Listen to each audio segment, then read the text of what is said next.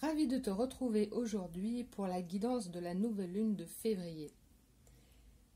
La lune de février se trouve encore dans les lunes de l'hiver. Et en février, c'est la lune des neiges ou celle de la tempête. Cette lune nous amène à consolider nos forces grâce aux défis de la vie. Elle apporte alors la fertilité en faisant appel à nos ressources personnelles.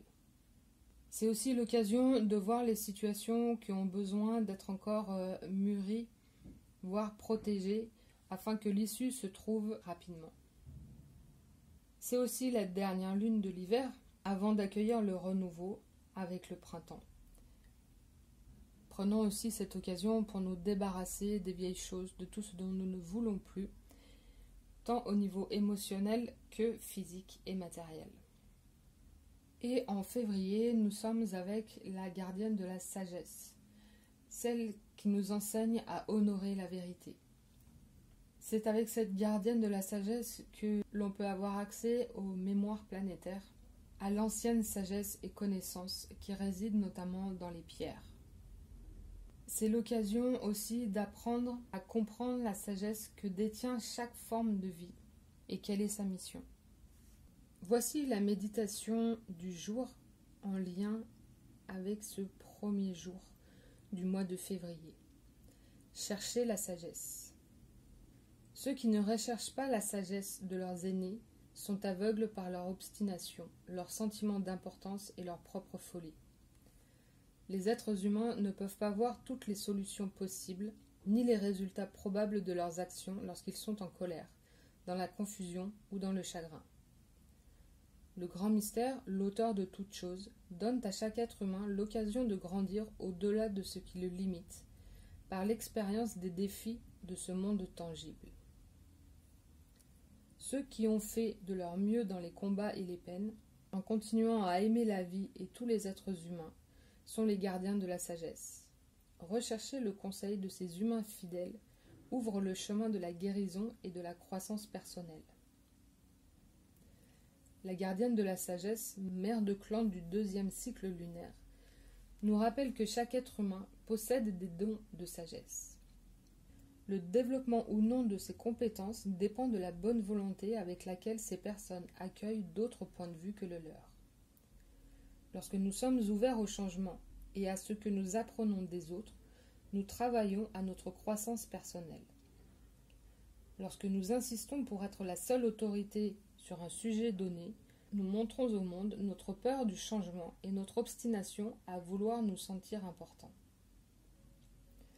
Les humains peuvent masquer leur insécurité de différentes façons. Les signes qui ne trompent pas sont le sentiment d'importance de soi, les addictions, l'obstination, le besoin d'être dans le droit et le refus de demander de l'aide ou un conseil.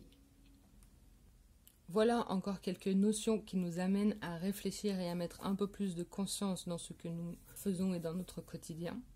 Et passons à présent au tirage de cartes pour la première moitié, la première quinzaine de février.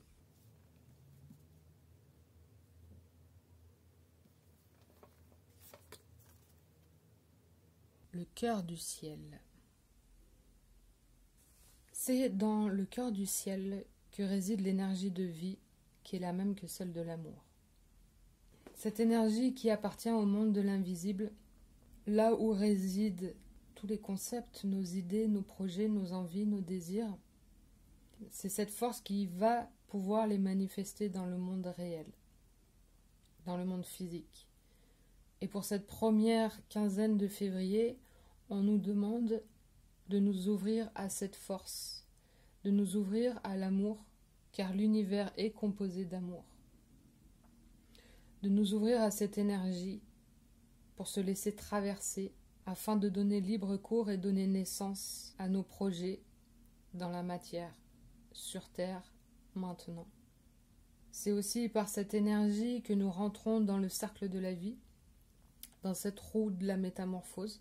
Cette dernière lune de l'hiver nous invite à devenir le réceptacle de cette énergie d'amour qui demande à être manifestée sur Terre, dont les projets pourront voir le jour au printemps.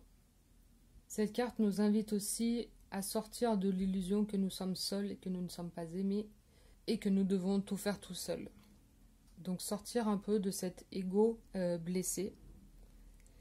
Ça me rappelle la guidance de février où les énergies nous demandaient de reconnaître l'abondance et de nous sentir prospères dans notre vie. De sortir du petit vélo dans la tête en nous connectant avec cette énergie d'amour pour nous laisser traverser, nous laisser aussi, j'ai envie de dire inonder, c'est le mot qui me vient, inonder à l'intérieur de nous afin de nous ouvrir à la vie qui demande à passer à travers nous, à travers nos spécificités, notre originalité que chacun porte en lui. Alors en cette première quinzaine de février, accorde-toi du temps pour canaliser, faire le ménage, revoir un peu tes croyances et de voir avec qui tu pourrais travailler. Parce que 2022 aussi, je sens fortement des partenariats, qu'on nous invite à travailler ensemble. Ouais, c'est ça, travailler ensemble pour joindre les forces, l'énergie, l'amour, pour créer des espaces de reliance, des espaces où nous pouvons partager avec notre tribu, avec les personnes qui croient, qui pensent, qui ont envie de faire la même chose, qui ont un but commun avec des valeurs communes.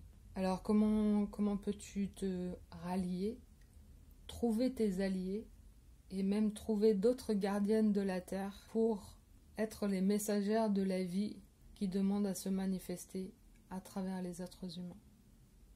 Voilà pour cette guidance de la première quinzaine de février. Merci de liker cette vidéo si elle t'a plu. N'hésite pas non plus à me faire des commentaires parce que je serais très curieuse de savoir ce que vous en pensez et comment ça se passe pour vous. Et puis on se dit à très bientôt.